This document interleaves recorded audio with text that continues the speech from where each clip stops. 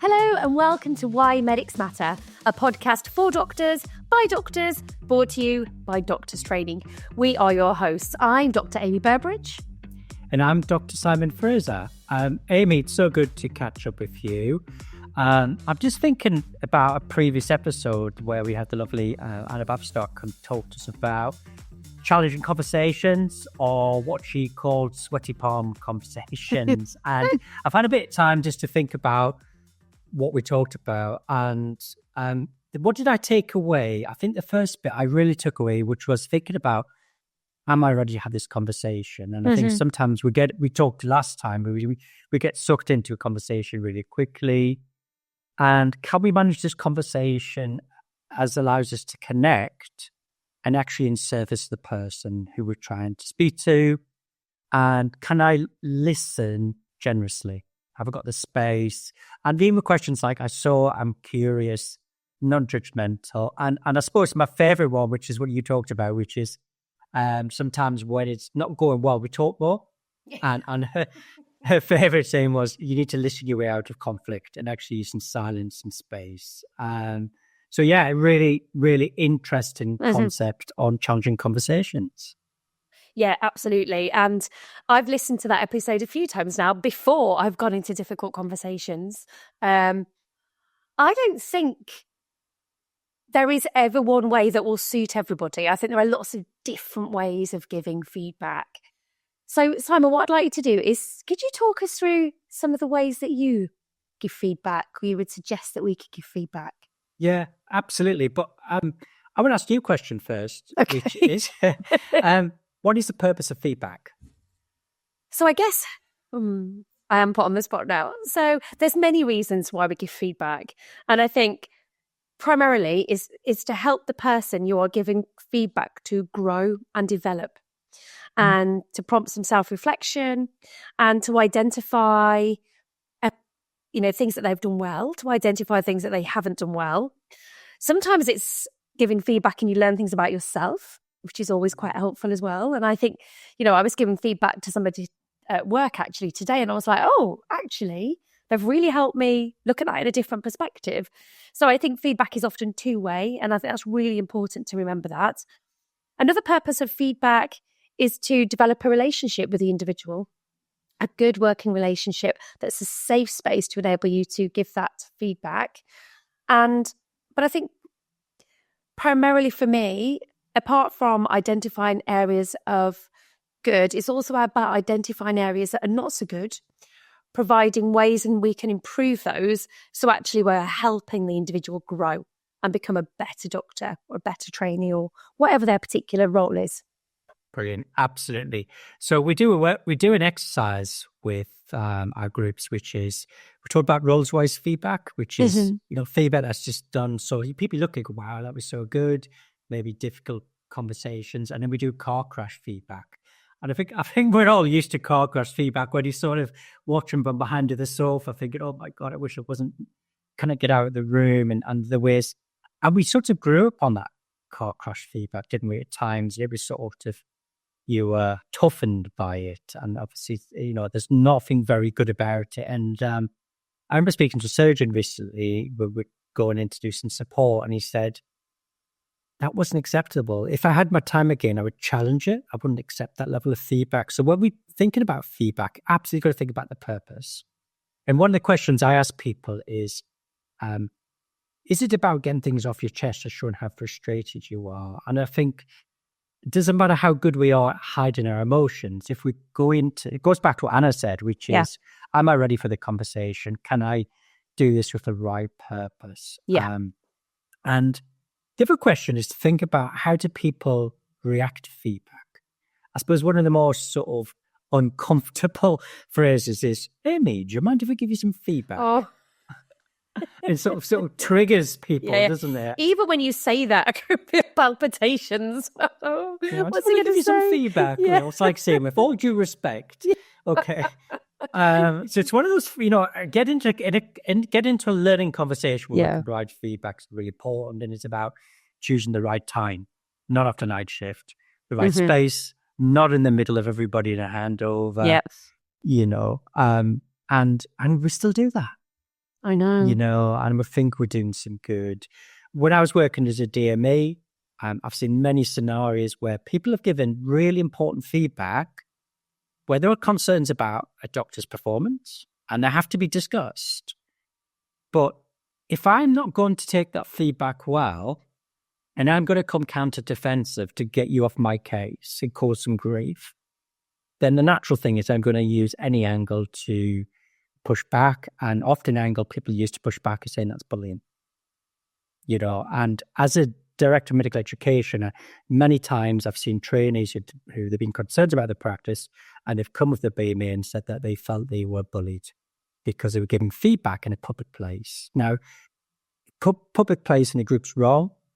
This was a feedback in the corner of intensive care unit. Again, that's wrong. So when we're given challenging feedback, it has to be really mindful of the language, the place, how we load it. But I think we've also got to go in non-judgmental.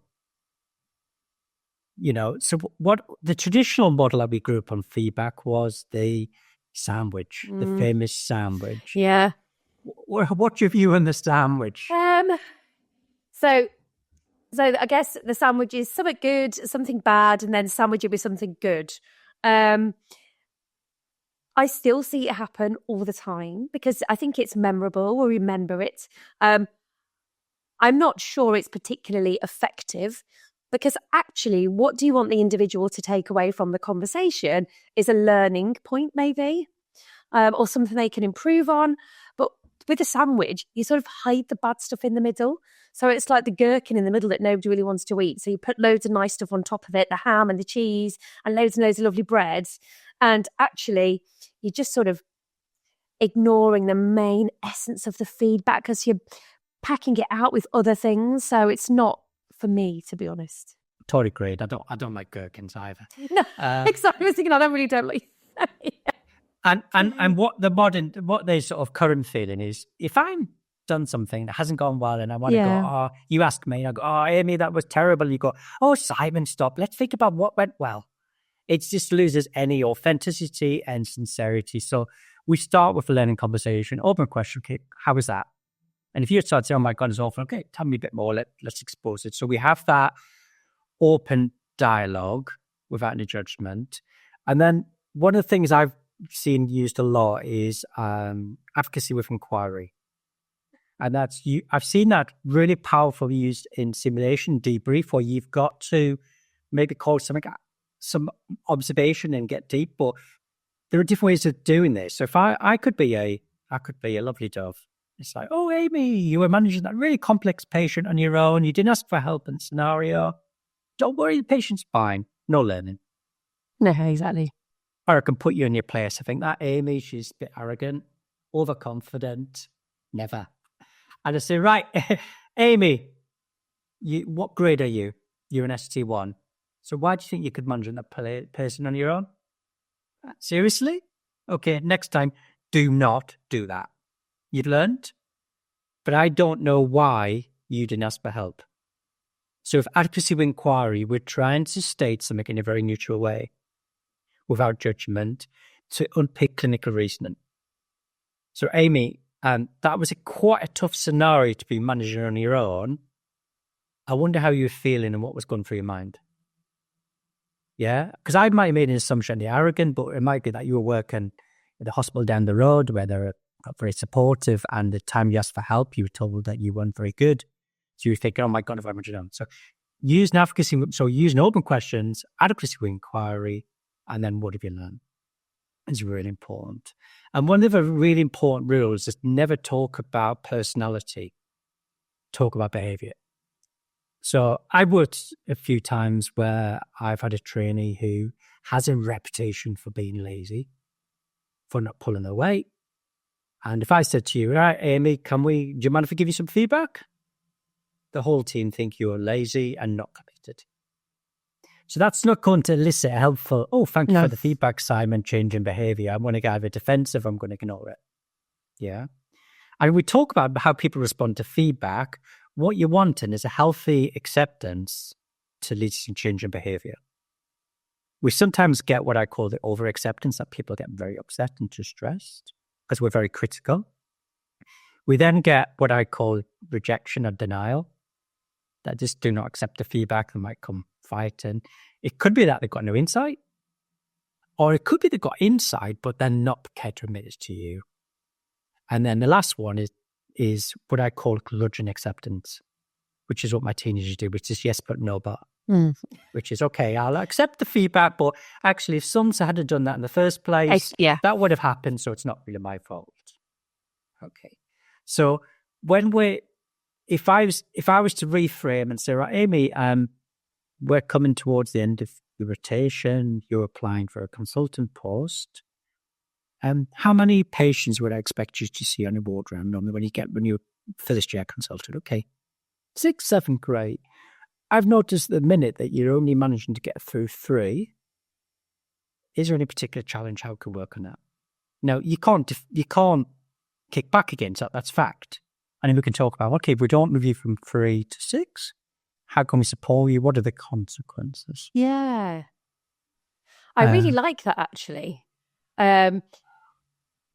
Because you're given a bit of onus on the learning and the acceptance of what's happening to the actual individual. You're given the feedback to as well. So they're having ownership.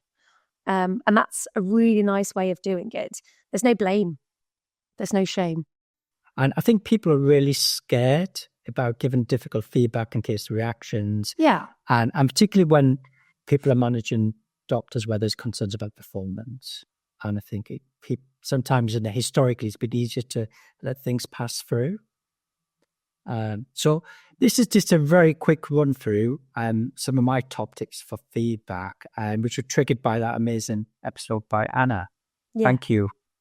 Yeah, thank you so much. And just as a closing point, just wanted to ask, would you give good feedback differently?